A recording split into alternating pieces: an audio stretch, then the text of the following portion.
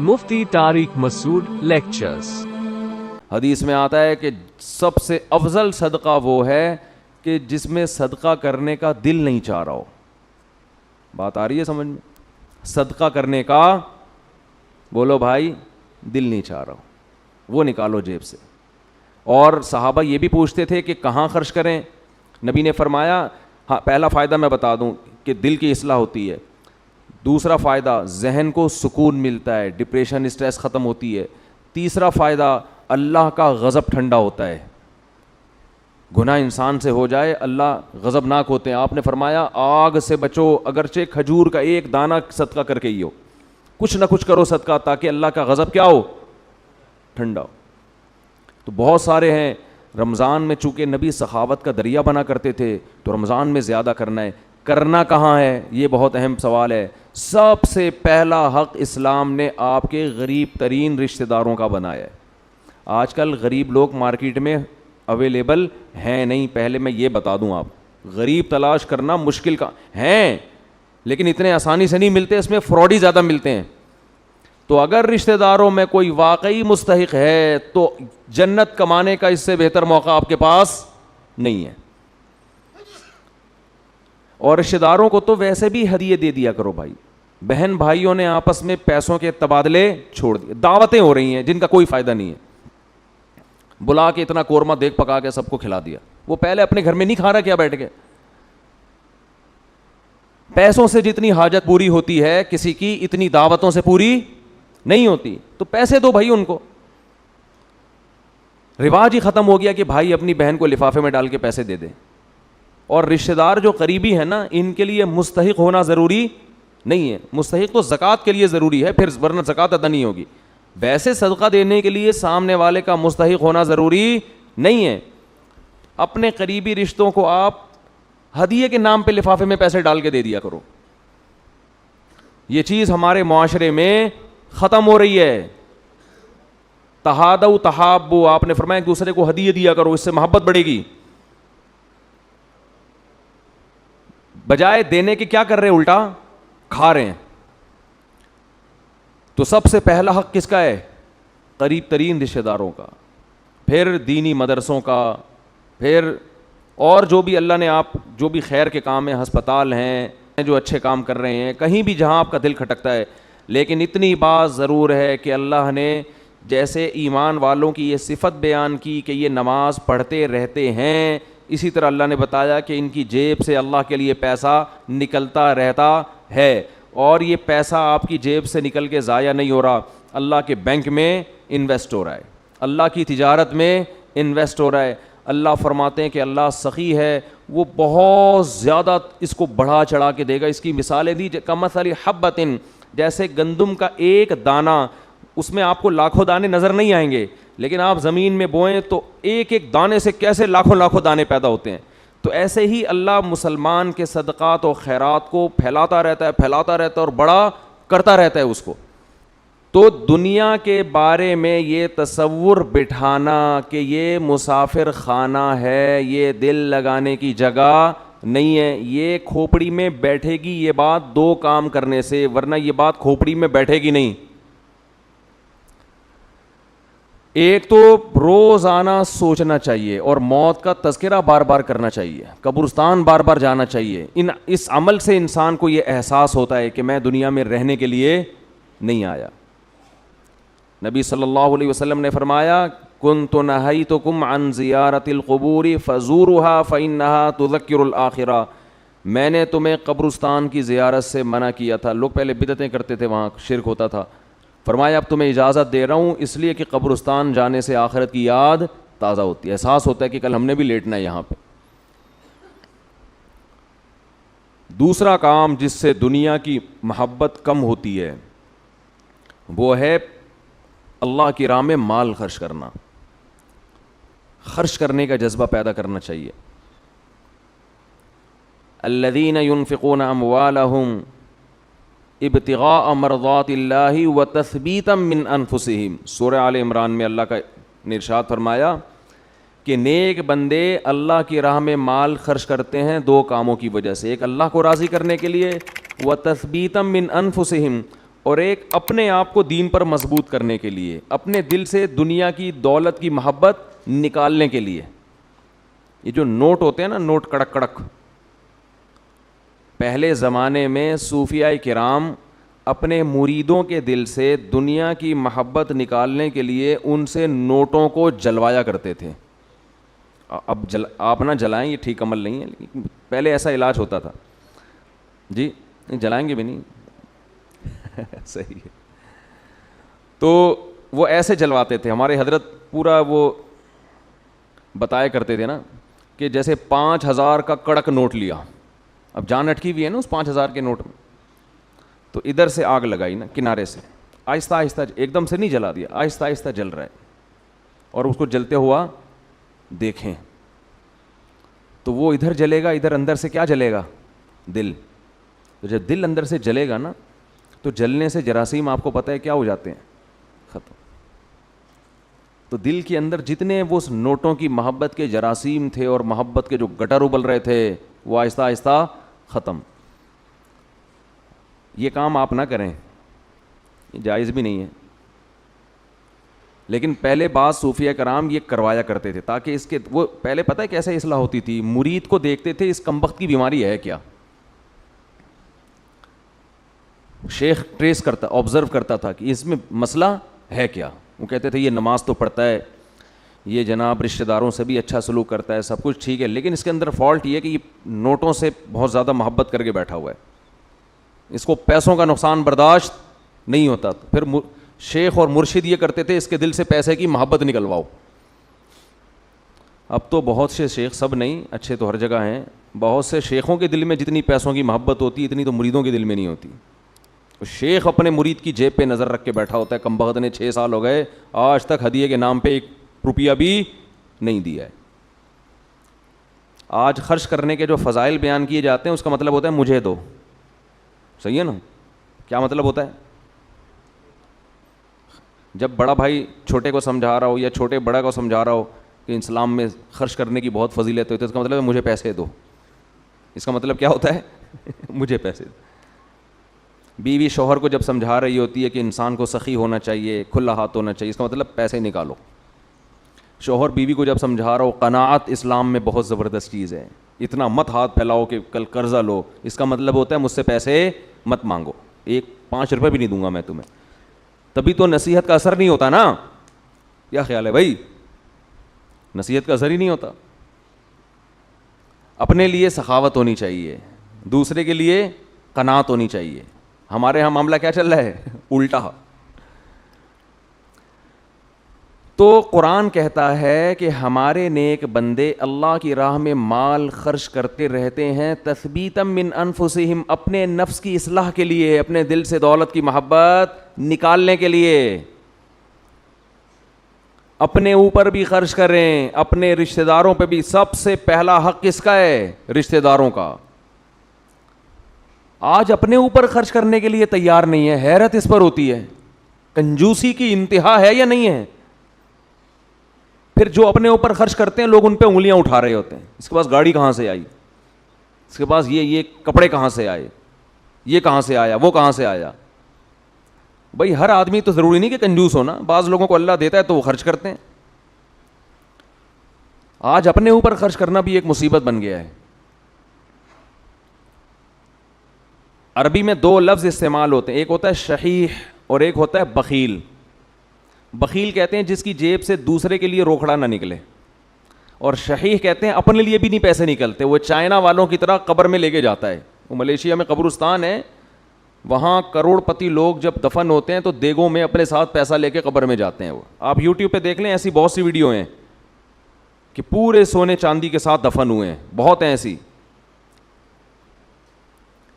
ہمیں ہمارے نبی نے فرمایا صلی اللہ علیہ وسلم، دنیا مسافر خانہ ہے، میری مثال اس سوار کی طرح ہے، کراکب استظل تحت شجرہ، ایک مسافر سفر کرتے کرتے درخت کے نیچے لیٹ گیا ہو تھوڑی دیر سستانے کے لیے، آرام کے لیے، اس کے بعد اس نے موو کرنا ہے یہاں سے، بھائی ہم کروڑوں سال سے نہیں تھے, لاکھوں کروڑ, یہ دنیا بنے ہوئے تو پتہ نہیں کروڑوں سال ہو گئے, آدم علیہ السلام کو آئے ہوئے ہزاروں سال, نوح علیہ السلام 950 سال تو خالی تبلیغ کی ہے انہوں نے. ہماری اوقات کیا ہے, جمعہ 8 دن ہوئے ہم لوگ کو دنیا میں آئے ہوئے, اور جانے میں بھی تھوڑے دن رہ گئے ہیں بس. گھبرائیں نہیں, آپ نے گھبرانا نہیں ہے. تو یہ میں آپ کو ڈرانے کے لیے یہ باتیں نہیں کر رہا کہ آپ کہیں یار جمعہ 8 دن نہیں اور 4 دن رہ گئے جانے میں. یہ حقیقت ہے. موت سے ڈرنے کا فائدہ نہیں ہے, موت سے دوستی لگانے کا فائدہ ہے. دیکھو جس ڈاکو نے پیچھا کرنا ہی ہو, آپ کسی محلے میں رہتے ہیں, آپ کو پتا چل گیا یہاں ایک بندہ میرے پیچھے پڑا ہوا ہے, میری ہاتھ دھو کے مارے گا وہ مجھے یا مجھے پکڑے گا, تو آپ محلہ تبدیل کر لو گے. کیا خیال ہے کہ بھائی اس دہشت گرد کو تو محلے سے نکالا نہیں جا سکتا, خود ہی محلہ تبدیل کر لو. جیسے ہی آپ نے محلہ تبدیل کیا وہ دوسرے محلے میں پہنچ گیا, پھر وہ آپ تیسرے محلے میں گئے وہ وہاں پہنچ گیا. اب آپ بھاگ بھاگ کے تھک گئے مگر وہ آپ کا پیچھا نہیں چھوڑ رہا, تو پھر آپ کیا کرو گے؟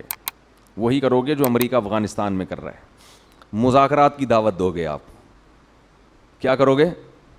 بولو بھائی. قطر مذاکرات ہوں گے, یار بیٹھو آؤ. وہ تو کہہ رہے تھے 20 سال پہلے یہ کر لیتے مذاکرات, لیکن چلو دیر آئے درست ہے. وہ کہے گا آؤ بیٹھو مذاکرات کرتے ہیں. تو آپ بھی یہی کرو گے نا اس ڈاکو کے ساتھ کہ بھائی تمہیں کیا مسئلہ ہے, میری جان کے پیچھے ہاتھ دھو کے کیوں پڑ گیا ہے؟ آؤ بیٹھو, پیسے چاہیے, کیا چاہیے تمہیں؟ تو آپ مذاکرات کے ذریعے کمپرومائز کی بولو کوشش کرو گے کہ یار اس سے جان چھڑانا مشکل نہیں ہے, فل ٹینشن ہے یہ آدمی, بیٹھ کے کچھ ٹاک شاک کر کے کچھ باتیں کر کے کچھ دوستی لگاتے ہیں, دشمنی ختم کرتے ہیں. آخری نتیجہ یہ نکلے گا کہ نہیں نکلے گا؟ تو قرآن کہہ رہا ہے کوئی عام ڈاکو تمہارے پیچھے کیا لگے گا, انما تکونوا یدرککم الموت, موت جیسے تمہارا پیچھا کر رہی ہے نا, پیسے دنیا میں پولیس کسی کا پیچھا نہیں کرتی, سمجھ رہے ہیں؟ وہ بھی ایک وقت کے بعد آ کے چھوڑ دیتی ہے. موت ایسا پیچھا کر رہی ہے, یدرککم الموت, قرآن کہتے ہیں موت ایسے پکڑے گی تمہیں, آ کے ادراک کرے گی تمہارا. وہ جس دن سے پیدا ہوئے ہیں اسی دن سے پیچھے پڑی ہوئی ہے, اور اس نے بہت کوشش کی ہم کو قبر میں اتارنے کی. بچہ جب پیدا ہوتا ہے کئی حادثات اس کی زندگی میں آتے ہیں, بچ جاتا ہے. کئی بیماریاں حملہ کرتی ہیں, بچ جاتا ہے. جوانی میں آتا ہے, کئی دفعہ حادثے ہوتے ہیں, بائک سے گرا, ایکسیڈنٹ ہوا, یہ ہوا وہ بچ گیا. وہ تو اس وقت سے اڑنگیاں دینے کی کوشش کر رہی ہے. اڑنگی سمجھتے ہیں, جب ہم اسکول جاتے تھے نا تو ایک دوسرے کو اڑنگی دیتے تھے ہم. اب تو بچے اسکول بھی ایسے تمیز سے جا رہے ہیں, تمیز سے آ رہے ہیں, کوئی نہ اڑنگی نہ کوئی شرارت, تو ان میں کوئی صلاحیت ہی پیدا نہیں ہو رہی, ایسے ممی ڈیڈی ٹائپ کے بچے نکل رہے ہیں. ہمارے دور کے اسکول تھے, مزہ آتا تھا اسکول میں, اتنا بھاری بھرکم بیگ لٹکا کے اسکول جاتے تھے. ساتھ والے کو شرارت ہوئی, تھوڑا سا آگے گئے, اس نے تھوڑا سا ٹانگ میں یوں کیا, بڑک جو ہے نا آگے گرے. پھر ہم بدلہ لینے کے پیچھے پڑے ہوئے تھے, اب ہم بھی اڑنگی دیں گے.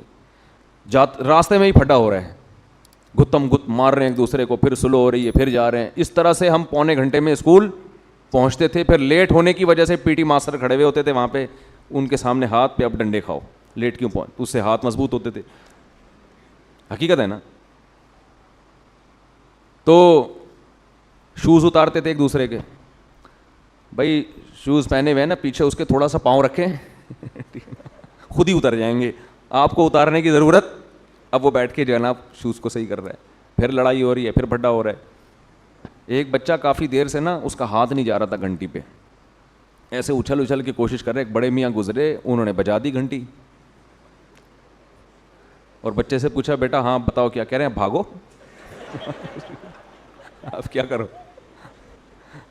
جو کام میں کر رہا تھا مجھ سے ہوا نہیں, آپ نے کر دیا, اب کیا کرنا ہے, بھاگو. یہ ہوتے تھے پہلے کے بچے. اب وہ ویڈیو گیم کھیل کھیل کے بچوں کی صلاحیتیں برباد. خیر, تو جب جیب سے پیسے نکلیں گے, نکلتے رہیں گے, نکلتے رہیں گے, نکلتے رہیں گے, تو دل سے دنیا کی محبت ختم ہوگی. او بھائی مسافر خانہ ہے, سفر کے دوران اگر آپ کو کچھ پیسے ملے ہوئے ہوں اور آپ کو پتا ہو کہ یہ ٹرین سے اترتے ہی واپس لے لیے جائیں گے, تو آپ کوشش کرتے ہو کہ اترنے سے پہلے ہی سارے کھا پی کے ختم کر دو. ایسا ہوتا ہے کہ نہیں ہوتا؟ تو بھائی ادھر قبر میں جاتے ہی یہ کفن میں جیب ہوتی ہے نہیں ہوتی نا جیب, تو آگے خالی ہاتھ جانا ہے. بچوں کی فکر کرتے ہیں لوگ بہت زیادہ, بچوں کا کیا ہوگا, بچوں کے لیے کچھ بنا بنو کے تھوڑا بہت کر دو بس, اور پھر بے فکر ہو جاؤ, دماغ کو ہٹاؤ ہر ان کاموں سے. اللہ نے کچھ وسائل دیے تو تھوڑا بہت بچوں کے لیے, بہت زیادہ اس میں بھی ٹینشن نہ لو. بچہ 2 ہاتھ 2 ٹانگیں لے کے پیدا ہوتا ہے, وہ خود بھی تو کمائے گا, اللہ نے اس کو بھی تو کمانے کی صلاحیت دی ہے. اور بچے کو بھی یہ بتا دو کہ مسافر خانہ ہے, یہ یہاں ہمیشہ رہنا نہیں ہے, جب میں جاؤں گا تو کون سا یہاں پڑا رہے گا.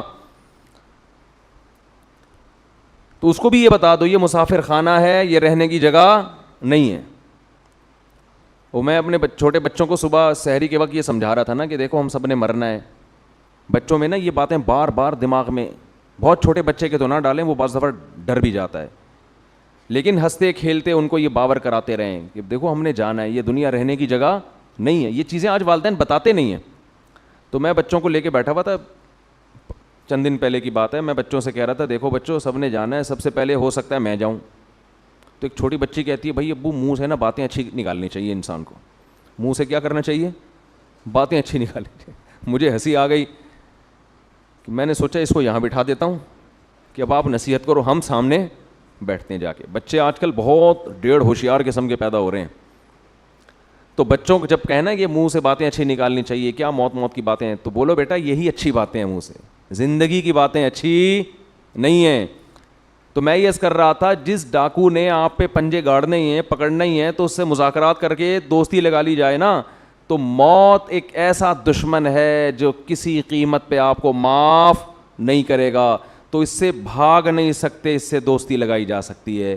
موت سے باتیں کیا کریں بیٹھ کے, بھائی کوئی مسئلہ نہیں ہے, جہاں تم نے اتنے لوگوں کو قبر میں اتارا مجھے بھی اتار دینا, تو لیکن آپ چاہتی کیا ہو مجھ سے, ٹھیک ہے نا, پرابلم کیا ہے آپ کے ساتھ, میں تو تیار ہوں گلے لگانے کے لیے. تو موت کہے گی کہ دیکھ میں جب کسی کو پکڑتی ہوں نا تو کسی سے کو دوست بن کے پکڑتی ہوں اور کسی کو دشمن بن کے. جس کا عمل اچھا ہو موت اس کے لیے ایک محبوب کو محبوب سے ملانے کا ذریعہ ہے. جس کا عمل اچھا نہیں ہے موت اس کے لیے ایک بہت بڑی آفت اور تباہی ہے. حضرت عمر کی شہادت کا جب وقت تھا تو فرمایا کہ مجھے جلدی دفنانا.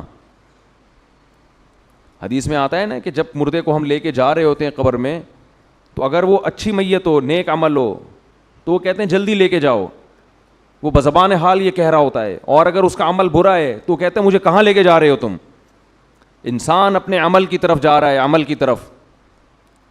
انک کادح الی ربک کدحا فملاقی, اے انسان تم میں سے ہر شخص رب کی طرف ایک عمل کر رہا ہے اور عن قریب اس عمل سے اس کی ملاقات ہونے والی. جو کر رہے ہیں اسی سے ملاقات ہوگی, تو اچھا کر لو بھائی,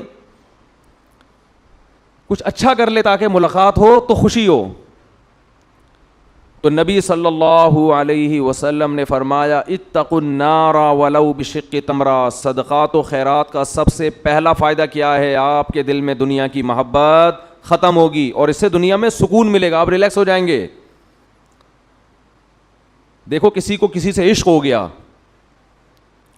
اور اس عشق کی مراد پوری نہیں ہو رہی, تو سکون کے لیے کیا کہا جائے گا, اس سے تعلق ختم کر دو, یہی کہا جائے گا نا, دوستی ختم کر دو تاکہ عشق ختم ہو جائے. اس وقت ڈپریشن اور اسٹریس کا سب سے بڑا سبب دنیا کی محبت ہے. انسان چاہتے ہیں میری ساری خواہشات پوری ہوں, موت کے لیے وہ ذہنی طور پر تیار نہیں ہے. تو اس کا حل یہ کہ اس محبت کو ختم کرو. مسافر خانہ بول بول کے ختم کرو, مسافر خانہ ہے بھائی, مر جائیں گے, آج نہیں تو کل مریں گے. وہ فلاں مر گیا تو اللہ مغفرت فرمائے, سب نے مرنا ہے بھائی, بس تو مر گیا تو کیا ہوا, آج ہم نے, کل ہم نے مرنا ہے, کل آپ نے مرنا ہے, سب نے مرنا ہے. قبرستان تو ایسے ہی آباد ہوں گے. اصل تو ہماری وہ 6 فٹ کی, دیکھو راحت اندھوری کا شعر میں نے لائیو سنا تھا, 2 گز صحیح لیکن میری ملکیت تو ہے, اے موش تو نے مجھ کو زمیندار کر دیا, او کما قال, کہ 2 گز صحیح ہے اور میری ملکیت تو ہے نا. تو یہ شعر میں نے سنا, اور ابھی راحت اندھوری کہاں ہے, اسی 2 گز کی زمین میں. جب وبا آئی تھی کرونا کی تو راحت اندھوری کا شعر آیا تھا کچھ اس وبا کے بارے میں, اور اسی وبا سے راحت اندھوری کا انتقال ہوا کرونا میں. سمجھتے ہیں کہ نہیں, تو آدمی بتا رہا ہوتا ہے اور لیٹا ہوا ہوتا ہے قبر میں, تو سب مر مر کے بھر رہے ہیں قبریں, جا رہے ہیں دنیا سے. تو اس کا استحضار کرنا چاہیے اور دل سے دنیا کی محبت نکالنے کے لیے وہ نوٹ خرچ کریں جس پر آپ کا دل سب سے زیادہ اٹکا ہوا ہو. سمجھتے ہو, 2 ٹکے کی زندگی نہیں ہے انسان کی. 2% بھی زیادہ بول دیا میں نے. دیکھ رہے ہیں صبح شام وہ لڑکا وہ مرا, وہ ٹرک کے نیچے اس کو کرونا ہوا, وہ اس کو یہ ہو گیا, اس کو شوگر لو ہوئی مر گیا. اتنی اسپیڈ سے شاید بچے نہیں پیدا ہو رہے جتنی اسپیڈ سے لوگ مر رہے ہیں. ویسے بچوں کی اسپیڈ تھوڑی زیادہ ہے, لیکن مرنے والوں کی اسپیڈ بھی کوئی کم نہیں ہے.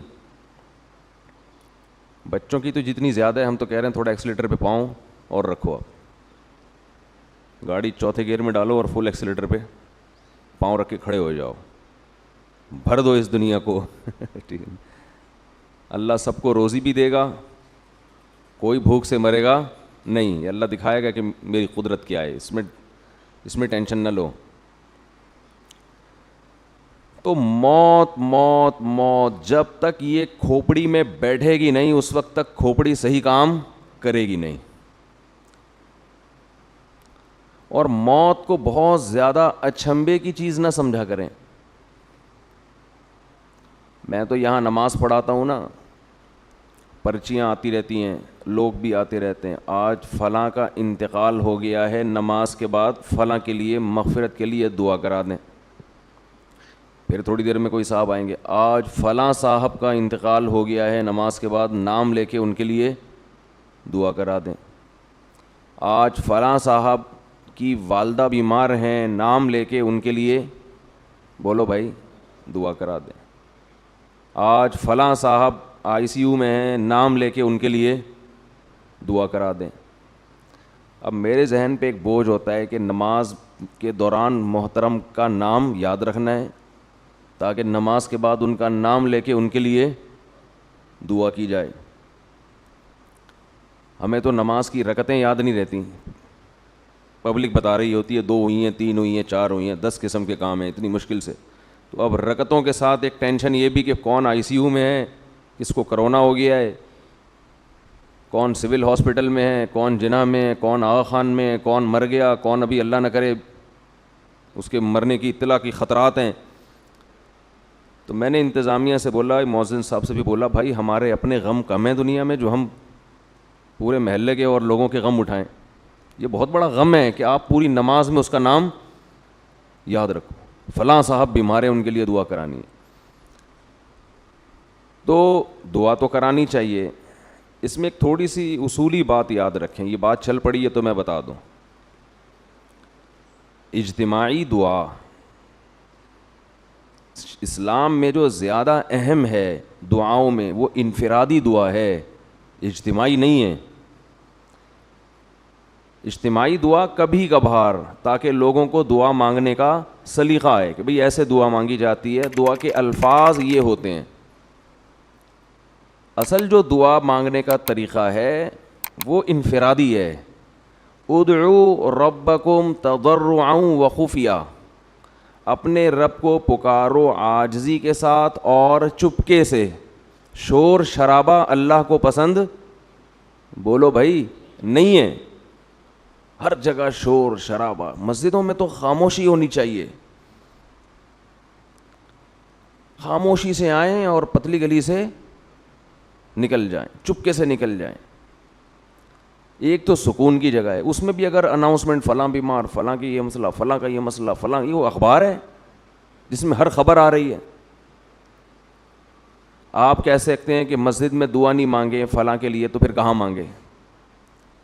دعا مانگنے پر نہ اللہ نے کوئی پابندی لگائی نہ گورنمنٹ نے. آپ آئیں, جو بھی پیشنٹ ہے, جو بھی مریض ہے, اس کا نام لے کے اللہ سے دعا مانگیں. اور اگر آپ کے دل میں امام صاحب سے عقیدت ہے کہ ان کی دعا اللہ شاید زیادہ سنتا ہوگا, تو ان سے ریکویسٹ کر دیں کہ آپ بھی دعا مانگ لیں. جیسے صحابہ نبی سے آ کے کہا کرتے تھے کہ یا رسول اللہ میری یہ حاجت ہے, آپ اللہ سے دعا مانگیں. آپ صلی اللہ علیہ وسلم اسی وقت دعا مانگ لیتے تھے. تو ریٹیل پہ کام ہو گیا, کیش پہ. ادھار والا معاملہ بولو نا بھائی, رہا ہی نہیں ہے کہ آدمی دماغ میں رکھے, اس کو نماز پڑھ رہا ہے, اس کو رکعتیں بھی یاد رکھنی ہیں, اور پھر وسیم کا نام فلاں ICU میں, فلاں جناح میں, یہ بھی یاد رکھنا ہے. اس ٹینشن سے بھی کیا ہو گئی؟ بولو بھائی بچت. دعا کی درخواست کرنا یہ سنت عمل ہے صحابہ کی. تو کسی سے بھی درخواست کی جا سکتی ہے, کسی بزرگ سے, کسی عالم سے, کسی مفتی سے, یہ تو جائز کیا بلکہ اچھی بات ہے. لیکن اناؤنسمنٹ کرنا کہ سب کو پتہ چلے کہ کون بیمار ہے, کس کا انتقال ہو گیا, یہ کوئی شریعت میں پسندیدہ کام نہیں ہے. لوگ کہتے ہیں جی اتنے ہزاروں لوگوں میں شاید اللہ کسی کی سن لے, یہ دین میں اس طرح کی لاجک نہیں چلتی. تو یہ کام نبی صلی اللہ علیہ وسلم نے کیوں نہیں کیا؟ مسجد نبی میں تو ہم نہیں دیکھتے تھے کہ ہر نماز کے بعد دعا ہو رہی ہے کسی کے لیے, فلاں ہو گیا, یہ ہو گیا. مسائل تو اس وقت بھی بہت تھے. تو کیا ضرورت ہے ہر خبر ہر ایک کو دی جائے؟ بھائی اپنے طور پہ دعا مانگے. اور عام لوگ جب کسی کے لیے دعا مانگتے ہیں تو ان کو اس سے اتنی دلچسپی نہیں ہوتی, انہیں کیا پتا کہ کس کی بات ہو رہی ہے. اور پھر مسائل صرف بیماریوں کے تھوڑی ہیں. اگر آپ مسائل کو دیکھتے ہیں کہ اجتماعی دعا ہونی چاہیے, تو پھر مسئلے تو بیماری اور موت کے علاوہ بھی سینکڑوں ہیں. پھر وہ سارے مسجدوں میں پرچیاں آنی چاہیے, مفتی صاحب فلاں کے لیے دعا کریں, اس کی جاب نہیں لگ رہی, چلو بھائی نماز کے بعد اعلان ہو رہا ہے, حضرات ایک اعلان سنیے, فلاں صاحب 20 سال سے بے روزگار ہیں, آپ سب ان کے لیے اجتماعی دعا کریں, ہو سکتا ہے ہزاروں میں سے کسی کی آہ نکلے اور عرش پہ جائے اور فلاں کو جاب مل جائے. پھر پرچی آئے گی, مفتی صاحب اب کیا بولوں میں, دیکھو اب مسائل تو پھر ہر طرح کے ہیں نا گھر میں. ابا مان نہیں رہے ہیں تو اب میں دعا کروں اے اللہ فلاں آدمی, نام بھی لوگ کہتے ہیں, فلاں کی فلاں سے سیٹنگ چل رہی ہے, کباب میں ہڈی ابا بنے ہوئے ہیں, اے اللہ ابا کو ہدایت عطا فرما. ہو سکتا ہے کسی کی اس کی بھی سیٹنگ چل رہی ہو اور اس کی آہ نکلے, وہ سمجھتا ہو اس کے غم کو. لاجک تو ہر چیز کی پیش کی جا سکتی ہے نا. ہو سکتا ہے وہ اس کی آہ سمجھتا ہو کیونکہ وہ بھی اسی مراحل سے گزر چکا ہے. تو مسائل دنیا میں, یہ میں اس لیے عرض کر رہا ہوں کہ مسجدوں میں یہ بہت زیادہ رواج شروع ہو گیا ہے, نام لے لے کے دعائیں کرنا. نا امام کو پرچیاں دی جاتی ہیں فلاں کے لیے, فلاں کے لیے, فلاں کے لیے. وہ بھائی چپ کر کے آرام سے نماز پڑھو. کوئی خاص آپ کو کسی سے بہت زیادہ عقیدت ہے, اس سے چپکے سے جا کے کہہ دو میری والدہ کے لیے دعا کریں, میرے والد کے لیے دعا کریں, جن سے اپنا خصوصی تعلق ہے. ہر چیز کی اناؤنسمنٹ, فلاں کی خالہ, فلاں کی پھپھی, فلاں کی ممانی, فلاں کی چاچی کا انتقال, یہ چیزیں پسندیدہ نہیں ہیں. ہم سیرت میں دیکھتے ہیں رسول اللہ صلی اللہ علیہ وسلم کی سیرت میں, آپ بھی تو مسجد کے امام تھے نا, مسجد نبوی کے. سیرت میں دیکھتے ہیں ہمیں کیا ملتا ہے, کیا ہر انتقال کی خبر نبی کو دی جاتی تھی اور مسجد نبوی سے اناؤنسمنٹ ہوتی تھی. حدیث میں آتا ہے, صحیح حدیث ہے, ایک بوڑھی خاتون مسجد میں جھاڑو لگایا کرتی تھی, مسجد نبوی کی صفائی کیا کرتی تھیں. ایک دن آپ صلی اللہ علیہ وسلم آئے, دیکھا وہ خاتون نہیں ہے. آپ نے صحابہ کرام سے پوچھا تو صحابہ نے فرمایا کہ ان کا انتقال ہو گیا تھا, ہم نے رات کو ان کو جنازہ پڑھ کے دفنا دیا. کتنی سادگی ہے بھائی. تو آپ نے فرمایا مجھے ضرور بتاؤ, کیونکہ میں جب نماز جنازہ پڑھوں گا تو حدیث کا مفہوم ہے کہ اللہ ان کی مغفرت کرے گا. پھر آپ قبر پہ جا کے دعا مانگی آپ صلی اللہ علیہ وسلم, کیونکہ مسجد کی خدمت کرتی تھیں, بوڑھی خاتون تھیں. تو دیکھیں اللہ کے نبی نے صحابہ کی کیسی تربیت کی تھی کہ انتقال ہوا ہے تو یہ نہیں کہ بھونپو لے کے پورے محلے میں خبریں دی جا رہی ہیں بھائی. نبی صلی اللہ علیہ وسلم کو بھی اطلاع نہیں دی کہ آرام میں خلل ہوگا. بھئی یہ موت زندگی تو چلتی رہتی ہے, سب کا انتقال ہونا ہے, کوئی نیا کام تھوڑی ہوا ہے.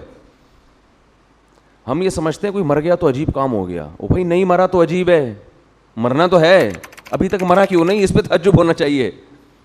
سمجھ میں نہیں آ رہی بات.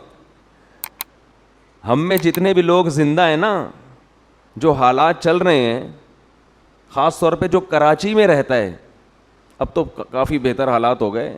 کچھ وقت پہلے تو اگر کراچی میں رہ کے بھی کوئی زندہ تھا تو تعجب مرنے پہ نہیں ہونا چاہیے تھا, تعجب کس پہ ہونا چاہیے تھا, یہ زندہ کیوں. جو پانی ہم پی رہے ہیں, انگریز کو آپ 2 گھونٹ پلا دیں, مرے گا فوراً سے پہلے مر جائے گا.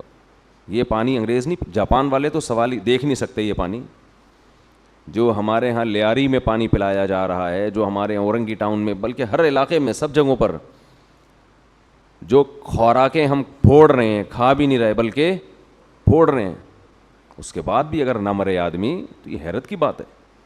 رات شادیوں سے 12, 12:30, 1 بجے نان تافتان اور گھی والے قورمے کھانے کے بعد سو جاتے ہیں اور بغیر پولیس کے اٹھ جاتے ہیں. صبح کوئی پولیس بھی نہیں آتی اٹھانے کے لیے, پھر بھی زندہ اٹھ جاتے ہیں. تو یہ اٹھنے پہ کیا ہونا چاہیے؟ تعجب. جس طرح سے ڈرائیونگ ہو رہی ہے ہمارے یہاں, روڈوں پہ گاڑیاں چل رہی ہیں, بائکوں والے جس طرح سے چل رہے ہیں, یہ زندہ کیسے ہے؟ ہمیں تو تجربہ ہے نا, ادھر کو منہ کر کے روڈ پار کر رہے ہوتے ہیں, گاڑیاں ادھر سے آ رہی ہیں اور منہ, بہت دفعہ دیکھا ہے ہم نے, منہ ادھر کر کے روڈ پار کر رہے ہیں. جو اس طرح کر رہا ہے اس کا مطلب وہ اس نے پہلی دفعہ ایسا نہیں کیا, یہ کئی بار ایسا کر چکا ہے اور پھر بچا ہوا ہے یہ. تو یہ تو لگا ہوا ہے. دیکھو نبی صلی اللہ علیہ وسلم کو صحابہ نے, وہ جب بڑھیا کا انتقال ہوا, بوڑھی خاتون کا دفن کر دیا جنازہ پڑھ کے, بس. تو یہ کیسا ذہن تھا صحابہ کا, یہ تربیت نبی صلی اللہ علیہ وسلم نے کی تھی. ہر چیز میں شور شرابہ, ہر چیز میں, موت پہ بھی شور شرابہ, شادی بیاہ پہ بھی شور شرابہ. صحابہ کے نکاح بھی ایسا ہی ہو جاتا تھا. عبد الرحمن ابن عوف رضی اللہ تعالی عنہ مہاجر صحابی ہیں, ہجرت کر کے مدینہ آئے. تو جب آئے ہیں یہاں پر تو ظاہر ہے سب کاروبار مکہ میں رہ گیا, رشتہ دار وہیں رہ گئے. تو اب جوان صحابی تھے, ان کو فکر تھی نکاح کرنے کی. نبی صلی اللہ علیہ وسلم کو بھی اطلاع ملی کہ یہ نکاح کرنا چاہتے ہیں. ایک دن آپ نے دیکھا ان کے کپڑوں پہ زعفران لگا ہوا ہے, خوشبو. پوچھا کیا بات ہے؟ فرمایا یا رسول اللہ کل میرا نکاح ہوا ہے. کتنے آرام سے ہو گیا. یہاں نکاح سے پہلے بھی شور جب تک نہیں کریں گے, موت میں تو اس کا ڈبل شور ہوگا, چیخنا چلانا شور شرابہ, رننگ کمنٹری. بعض مسجدوں میں کمنٹری چل رہی ہوتی ہے, فلاں کا انتقال ہو گیا, اب وہ جنازہ گھر پہنچ چکا ہے.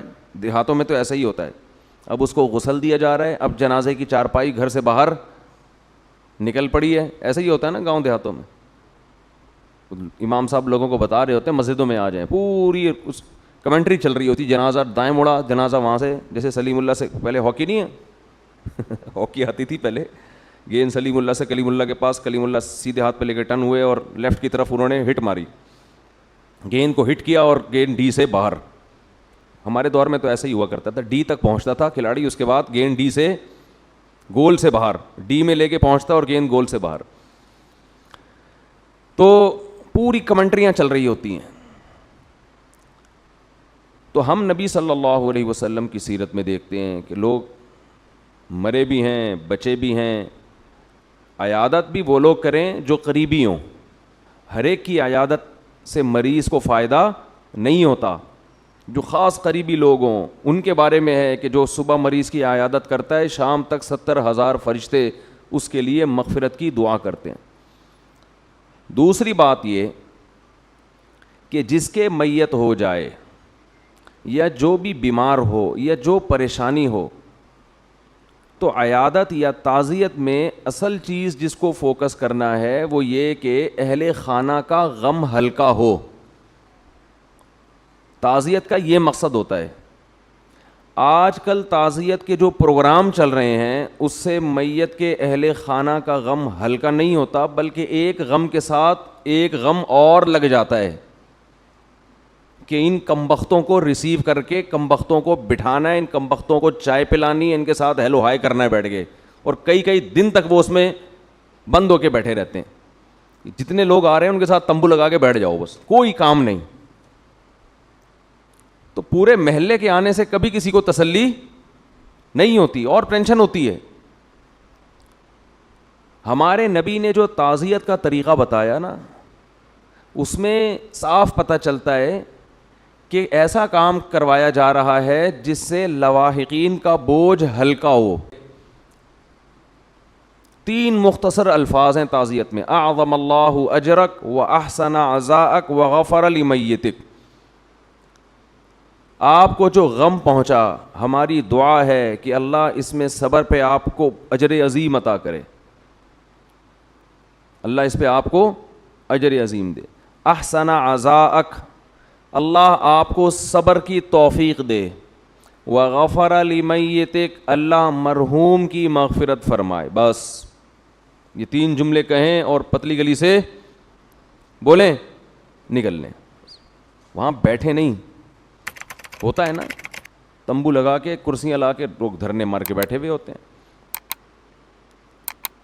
دوسرا کام نبی صلی اللہ علیہ وسلم نے بتایا کہ جس کے ہاں میت ہو جائے تو آپ نے فرمایا وہ کھانے پکانے سے غافل ہوتے ہیں غم کی وجہ سے، تو ان کو کھانے کا پوچھو جا کے. 3 دن تک تعزیت کرنے والوں کی ذمہ داری ہے، رشتہ داروں کی ذمہ داری ہے، پڑوسیوں کی ذمہ داری ہے کہ میت کے اہل خانے کا کھانے کا انتظام، بولو نا بھائی، وہ کریں. تو اس سے ان کو تسلی ہوگی، وہ غم کی وجہ سے نہیں پکا پا رہے. دوسری بات یہ کہ جس کو جو غم پہنچا ہے، اس غم کی وجہ سے جو نقصان ہوا ہے، اس نقصان کی تلافی کو فوکس زیادہ کرنا چاہیے. لوگ اس کو فوکس نہیں کر رہے ہوتے، خالی پیلی کی ہوائی تسلیاں. ایک آدمی کے لاکھوں روپے ڈوب گئے، اب آپ جا کے اس کو بس غم، بہت افسوس ہوا آپ کے لاکھوں ڈوب گئے، بہت افسوس. او بھائی تم تو ڈی ایس پی ہو، تم نکلوا دو یار لاکھوں روپے اس کے ہیں بھائی. اس کے 1 کروڑ ڈوبے ہیں تو تم کم از کم 50 تو ریکور کرواؤ، تمہارے اگر اتنے اچھے تعلقات ہیں. کوئی یتیم ہو گئے بچے، ایک مثال دے رہا ہوں، باپ مر گیا، اللہ سب کو بچائے اس آزمائش سے. باپ مر گیا گھر میں، بیوہ ہے، چھوٹے یتیم بچے ہیں، تو خالی پیلی کی تسلیوں سے کوئی فائدہ، بولو نا یار، نہیں ہے. جا کے ان کی پیسوں کے ساتھ مدد کرو، پوچھو بھائی اب آپ کا گھر کیسے چلے گا، کیسے انتظام ہے، باپ تو مر گیا، سربراہ تو مر گیا، تو ان کا کوئی انتظام ہے، کوئی وراثت چھوڑ کے گیا، یا خالی سگریٹ کے دھوئیں ہی چھوڑ کے گئے ہیں. حضرت سگریٹ سے ہی مرتے ہیں نا زیادہ تر، تو سگریٹ کے دھوؤں کے علاوہ بھی انہوں نے کچھ چھوڑا ہے؟ نہیں چھوڑا. تو پھر یہ کس کی ذمہ داری ہے؟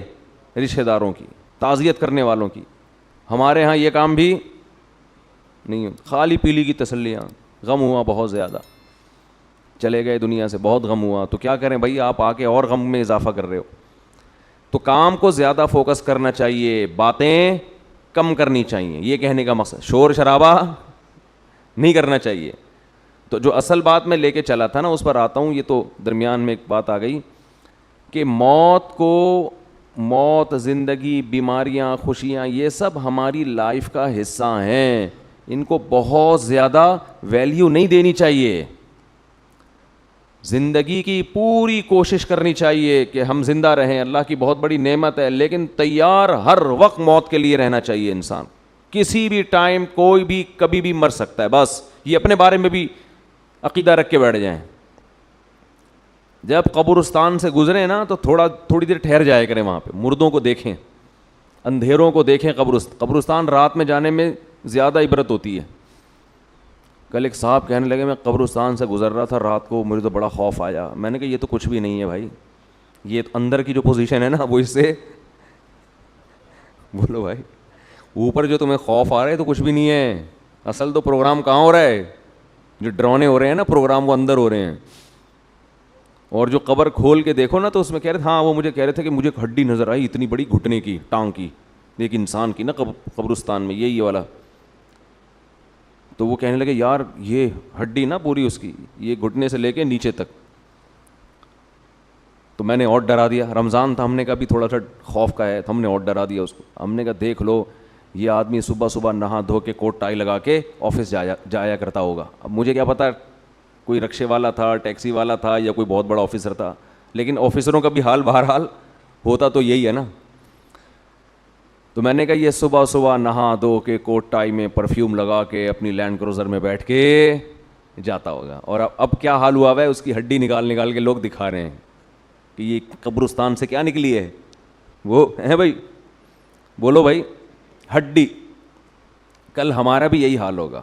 اور یہ تو ابھی اچھی کنڈیشن میں ہے، ہڈی سے پہلے کیا حال تھا، جب لاش میں کیڑے پڑتے ہیں اور سڑتی ہے لاش اور پھولتی ہے اور پھٹتی ہے.